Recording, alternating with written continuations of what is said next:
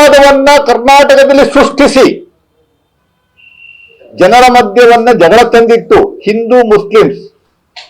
ಹಿಂದೂಗಳಲ್ಲೇ ಒಡಕನ್ನ ತರುವಂಥದ್ದು, ದಲಿತರು ಮತ್ತೆ upper community, OBC ಮತ್ತೆ ಅಪ್ಪರ್ ಕಮ್ಯುನಿಟಿ ವಿರುದ್ಧ ಅವ್ರ ವಿರುದ್ಧದಲ್ಲಿ ಜಗಳ ತಂದಿಟ್ಟು ಇವರು ಬೆಳೆಕಾಳು ಬೇಯಿಸ್ಕೊಳ್ಳುವಂತ ಕೆಲಸವನ್ನ ಏನು ಮಾಡುವಂಥದ್ದು ಹೊರಟಿದ್ದಾರೆ. ಅದನ್ನು ಜನರಿಗೆ ತಿಳಿಸುವಂಥದಕ್ಕೆ ನಾವು ಬದ್ಧರಾಗಿದ್ದೇವೆ. 7ನೇದು, ದಿನನಿತ್ಯ ವಿರೋಧ ಪಕ್ಷ ನಾಯಕರು ಸರ್ಕಾರದ ಜೊತೆ ಕೆಲಸ ಮಾಡಬೇಕು.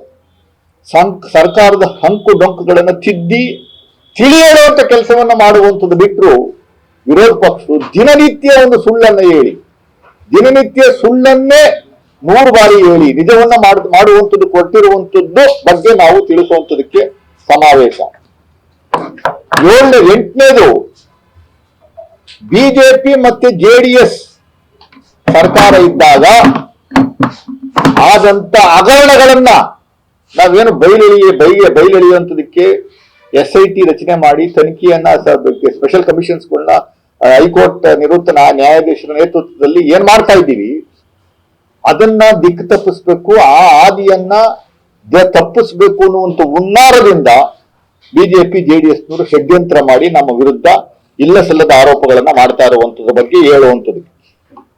9ನೇದು, ಬಿಜೆಪಿ JDSನವರ ಆದಿ ಬೀದಿ ಜಗಳದ ರಂಪಾಟ ಏನ್ ನಡೀತಾ ಇದೆ, ಬಿಜೆಪಿ JDSನವರ ಆದಿ ಬೀದಿ ರಗಡ ರಂಪಾಟ ಕಳೆದ ಒಂದೂವರೆ ತಿಂಗಳಿಂದ 2 ತಿಂಗಳಿಂದ ಏನ್ ನಡೀತಾ ಇದೆ ಅದನ್ನ ಮರೆಮಾಚಬೇಕು, ಅದನ್ನ ಜನಗಳಿಗೆ ತೋರಿಸಬಾರ್ದು.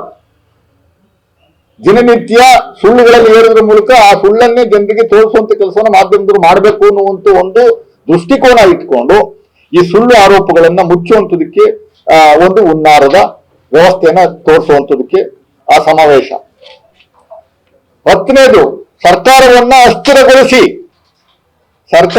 ಅಸ್ಥಿರಗೊಳಿಸಲು ಕೇಂದ್ರ ಸಂಸ್ಥೆಗಳಾದ ED, IT, CBI, NIA ಸಂಸ್ಥೆಗಳನ್ನ ನಿರಂತರವಾಗಿ ದುರ್ಬಳಕೆ ಬಳಸಿಕೊಂಡು ಯಾವುದೋ ಒಂದು ಸಣ್ಣ ವಿಚಾರವನ್ನ 10 ನಿಮಿಷದಲ್ಲಿ ಇಲ್ಲ 1 ಅವರಲ್ಲಿ ಇಲ್ಲ 1 ದಿವಸದಲ್ಲಿ ತನಿಖೆ ಮಾಡಿ ಮುಗಿಸುವಂತ ಒಂದು ಪ್ರಕರಣವನ್ನ ಕಳೆದ 3 ತಿಂಗಳಿಂದ ED ನಡೆಸ್ತಾ ಇದೆ. ಕಳೆದ 3 ತಿಂಗಳಿಂದ ನಿರಂತರವಾಗಿ ED ಅವರು ಒಬ್ಬರಾದ್ಮೇಲೆ ಒಬ್ರು ತನಿಖೆ ಮಾಡುವಂಥದಕ್ಕೆ ನೋಟಿಸ್ ಕೊಡೋದು ಕರೆಯೋದು ಕಳೆದ 3 ತಿಂಗಳಿಂದ, 1.5 ತಿಂಗಳು 2 ತಿಂಗಳಿಂದ ಇಲ್ಲಿವರೆಗೂ ಏನ್ ಸಿಕ್ತು ಅಂತ ED ಅವರು ದಯಮಾಡಿ ಮಾಧ್ಯಮಗಳ ಮೂಲಕ ಜನಗಳಿಗೆ ತಿಳಿಸಿ. ಅದೇನು ಯಾವ ಹುಲಿನ ಹಿಡಿದು ಬಿಟ್ಟಿದ್ದೀರಿ ನೀವು ಅಂತ ದಯಮಾಡಿ ಹೇಳಿ ಜನಗಳಿಗೆ. ನಿಮ್ಮ ಉದ್ದೇಶ ಏನೋ, ಸಿದ್ದರಾಮಯ್ಯ ಸಾಹೇಬ್ರನ್ನ ಸಿಕ್ಕಿಸ್ಬೇಕು, 14 ಸೈಟ್ಗಳ ವಿಚಾರದಲ್ಲಿ ಏನಾದ್ರೂ ಸಿಗುತ್ತಾ ಅನ್ನುವಂಥದ್ದು ಹುಡುಕ್ತಾ ಇದ್ದೀರಿ. ಏನು ಸಿಗ್ತಾ ಇಲ್ಲ, ಏನೋ ಇದ್ರೆ ತಾನೇ ಸಿಗಕ್ಕೆ, ಏನಾದ್ರೂ ಇದ್ರೆ ತಾನೇ ಸಿಗೋದಕ್ಕೆ ನಿಮ್ಗೆ. ನಿರಂತರವಾಗಿ ವಿಧಾನಸೌಧದ IAS ಆಫೀಸರ್ಗಳನ್ನ ಅಟ್ಯಾಕ್ ಮಾಡುವಂಥದ್ದು ಶುರು ಮಾಡಿದ್ದಾರೆ ED ಅವರು. ನೋಟಿಸ್ ಕೊಡೋದು, ಹರಾಸ್ ಮಾಡೋದು, ಆ ದಿನನಿತ್ಯ ಇದೆ ಸುದ್ದಿ ಆಗಿರ್ಬೇಕು. ಏನಿದೆ ಎಷ್ಟು ದಿವಸ ಬೇಕ್ರಿ ನಿಮ್ಗೆ? 14 ಸೈಟ್ಗಳು ತಪ್ಪು ಅನ್ನುವಂಥದ್ದನ್ನ ಪ್ರೂವ್ ಮಾಡುವಂಥದಕ್ಕೆ, ಇಲ್ಲ ಸರಿ ಅನ್ನುವಂಥದ್ದನ್ನ prove ಮಾಡುವಂಥದಕ್ಕೆ how many days you require? As per my knowledge, only totally 53 people are investigating this case. 53 people from ED department are investigating this case. How many require? How much of time you require? How many days you require? Come out with the facts. ಬೇರೆದಕ್ಕೆಲ್ಲ ಇದ್ದಕ್ಕಿದ್ದಂಗೆ ಮಾಧ್ಯಮ ಹೇಳಿಕೆಗಳನ್ನ ಬಿಡುಗಡೆ ಮಾಡ್ತೀರಿ.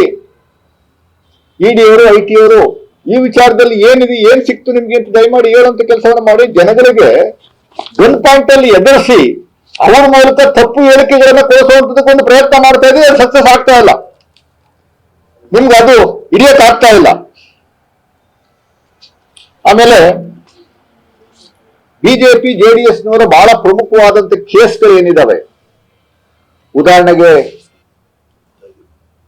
POCSO case Yediyurappa ಅವ್ರ ವಿರುದ್ಧ ಬಹಳ ಗಂಭೀರವಾದಂತ case. ಇಡೀ ದೇಶದಲ್ಲಿ ನಾವು ಮಾತಾಡಬಾರ್ದು. ಇಡೀ ದೇಶದಲ್ಲಿ ಪೋಕ್ಸೋ ಕೇಸ್ಗಳಿಗೆ 10 ಬಾರಿ ಕೊಟ್ಟಿರುವಂತ ಬೈಲ್ನ ಎಕ್ಸ್ಟೆಂಡ್ ಮಾಡಿರುವಂತ ಉದಾಹರಣೆಗಳೇ ಇಲ್ಲ. ಪೋಕ್ಸೋ ಕೇಸ್ಗೆ ಬೇಲೇ ಕೊಡಲ್ಲ. 10 ಬಾರಿ ಮಾನ್ಯ JDS ಮುಖಂಡರು, ಕೇಂದ್ರ ಮಂತ್ರಿಗಳು ಎಸ್ ಡಿ ಕುಮಾರಸ್ವಾಮಿ ಆ ಲ್ಯಾಂಡ್ ಡಿನೋಟಿಫಿಕೇಶನ್ ವಿಚಾರದಲ್ಲಿ, ಆ ಲ್ಯಾಂಡ್ ಕೊಟ್ಟಿರುವಂತ ಲ್ಯಾಂಡ್ ವಿಚಾರದಲ್ಲಿ ಲೋಕಾಯುಕ್ತ ಕೊಟ್ಟಿರುವಂತ ರಿಪೋರ್ಟ್ ಅಲ್ಲಿ ಅದರ ಕೇಸು ನಿರಂತರವಾಗಿ ಬೇಲ್ ಕೊಡುವಂಥದ್ದು, ಅದನ್ನ ತಪ್ಪಿಸ್ಕೊಳ್ಳುವಂಥದಕ್ಕೆ ಇವೆಲ್ಲ ಹುನ್ನಾರಗಳು ನಡೀತಾ ಇರುವಂತ ವಿಚಾರಗಳನ್ನ ಅವತ್ತು ಮಾನ್ಯ ಮುಖ್ಯಮಂತ್ರಿಗಳು ಮತ್ತು ಉಪಮುಖ್ಯಮಂತ್ರಿಗಳು, ನಮ್ಮ ಪ್ರಮುಖವಾದ ಲೀಡರ್ಸ್ಗಳು ಮತ್ತೆ ಸಂಘಟನೆಯ ಮುಖಂಡರುಗಳು ವಿವರಣೆಯನ್ನ ಸುಮಾರು 3 ಲಕ್ಷ ಜನಗಳಿಗೆ ತಿಳಿಸುವಂತ ಕೆಲಸವನ್ನ ಮಾಡುವಂತದ್ದಕ್ಕೆ ಈ ಸಮಾವೇಶ.